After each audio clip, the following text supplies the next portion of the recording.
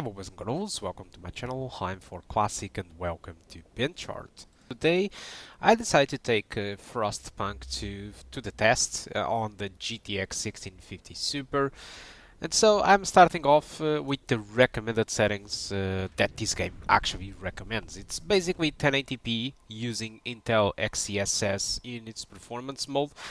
I have no idea how low the internal resolution it is with Intel XeSS because Intel XeSS have changed with the latest updates. It now upscales from even lower resolution than before, but with higher quality. But the issue is I have no idea which version of the Intel XeSS this game is using. But even on its performance mode under 1080p, it's actually very good looking. And as for the settings, the game recommends a mix in between low, very low, and medium. Textures are at very low, as expected because of the 4 GB of VRAM.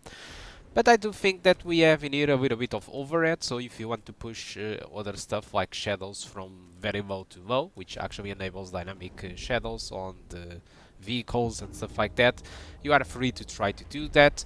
And we also have a lot of frame rate to spare if your target is 60 frames per second, which in case of this game, this is just a survival city building game. You don't really need those 60 frames per second. You can even use frame gen if you want, but unfortunately frame gen does use a lot of VRAM, which is not recommended for our card in here. So yeah, bottom of the line, recommended settings. It's great. It provides a very good frame rate. It's upscaling from a very low resolution, but it doesn't seem actually bad. But I do play on a 22-inch screen, so people with bigger monitors might have a different opinion than me. And actually, the game looks fine. Yeah, it's missing some of the stuff. It's for me the biggest absence. It's really the dynamic shadows and probably a little bit of tessellation of the snow, which I have no idea if this game is making use of that or not. But I mean, frame rate is pretty good. Now let's change. Instead of using recommended settings, I'm going through the typical presets that the game have to try to understand what the performance this game have to offer. So let's change that now. FSR on its ultra quality mode, which I have no idea. The last time I have seen ultra quality, it was FSR 1, not FSR 2.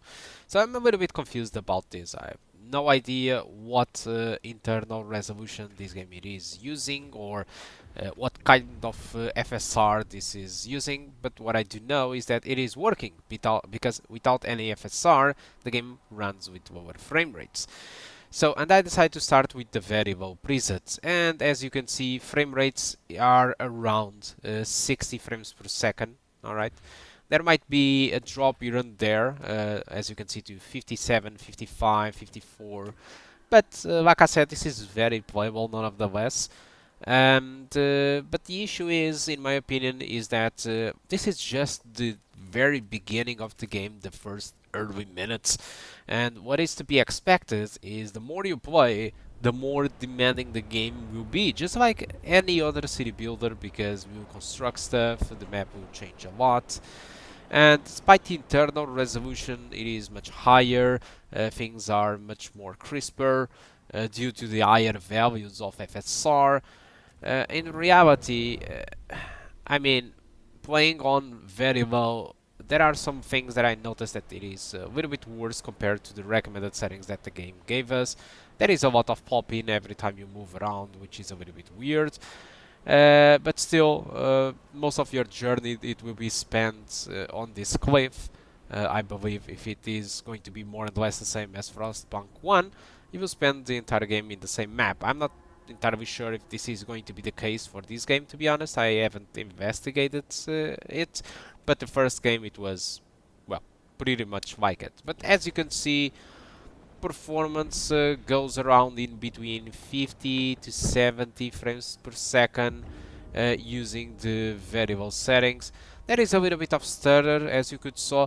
This game suffers from shader compilation issues, alright, so the variable settings was the first setting that I did try it out, so it's quite normal if you see more stuttering on this very low recording, since it was the first. It was still catching up some of the shaders that were not uncompiled, because yes, this is one of the games where you get shader compilation issues, and I don't remember properly, but I do believe that this game did compile some shaders at the very beginning of the game, but probably it isn't doing a very good job because it's missing some of the shaders. But still, I don't think it is a big deal for this game. Like I said, you are not shooting anyone. The stutters, yes, are distracting, but it's not really going to ruin your experience here. You're not going to lose the game because it did receive some stutters because of shader compilation issues.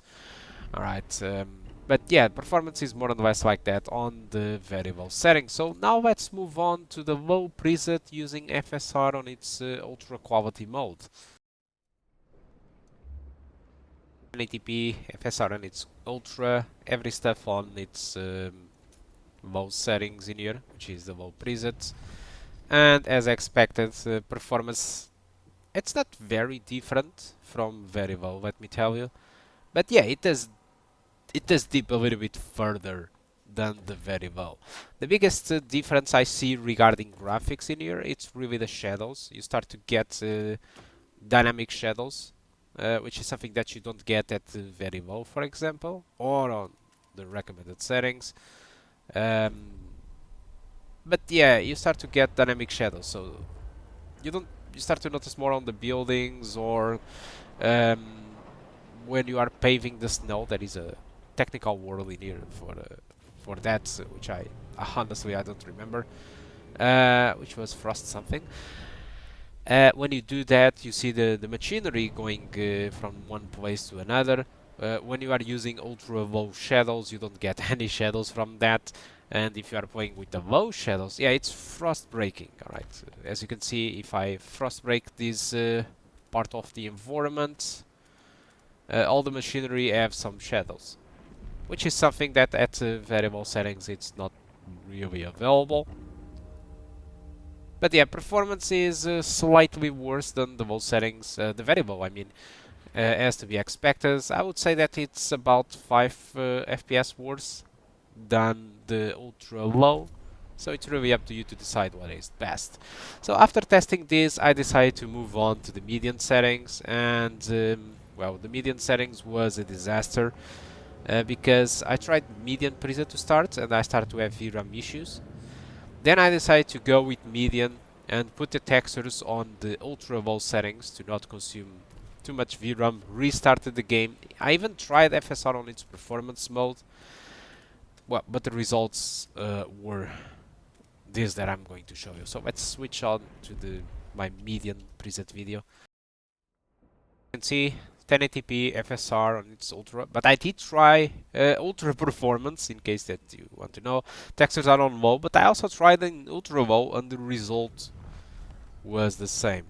We are having VRAM issues in here. So this is what was more or less happening with Warhammer Space Marine 2. Textures are not loading, or just loading a very low resolution of that. You can notice a lot of issues in there. So that's about it. So when it comes to the recommendation, what's the best settings to go with? I must say that I would probably go with recommended settings because the frame rate it is pretty high.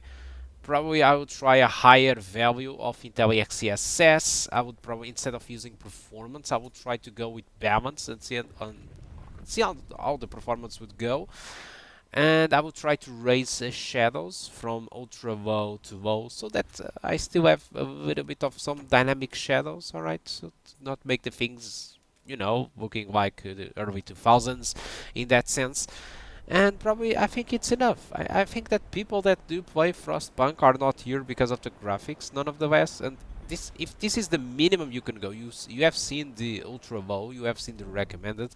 Even with the absolute garbage settings that you could go, the game does look very good. Even losing dynamic shadows, the game has some baked shadows into it that makes the game look good. So I actually do think that whatever the settings you will play the game will look good. and it supports all the upscaling solutions. We have Intel XeSS in here, we have FSR, and we also have TSR, but TSR it's incredibly demanding comparing to FSR and Intel XeSS because of that same reason. It's hard to recommend. Alright, so I think that's all about the performance that I want to show you about Frostpunk 2 on the GTX 1650 Super. Hope you did enjoy the video, and I do hope to see you soon. Goodbye.